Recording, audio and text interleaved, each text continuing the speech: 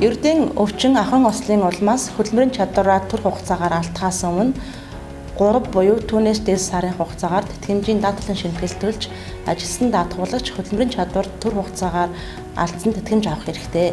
Хүүхдээ 196 хоног хүртэл хугацаагаар тээгээгүй дутуу төрүүлсэн буюу үр хөндүүлсэн эмэгтэйчүүд хөдөлмөрийн чадвар түр алдсны тэтгэмж авах хэрэгтэй. Хөдөлмөрийн чадвар түр алдсны тэтгэмжийг даатгуулагчийн шимтгэл төрж ажилласан хугацааг харгалзан түүний сүүлийн бүтэн ажилласан 3 сарын хөдөлмөрийн хөлснөөс хувь хэмжээгээр бодож олгоно. Шимтгэл төрж ажилласан хугацаа 5 хүртэл жил 50%, 5-аас дээш 14 жил хүртэл 55%, 15 ба түүнээс дээш ажилласан бол 75%-аар тус болно.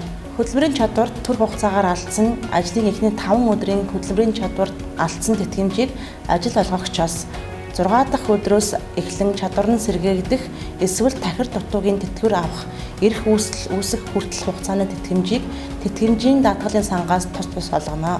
Хөдөлмөрийн чадвар түр алдсан хугацааг мэргэжлийн эмнэлгийн байгууллагын эмчилгээний чанарын хяналтын комисс, уг комисс байхгүй бол ерөнхий эмч, эрхлэгч, их эмч тогтооно.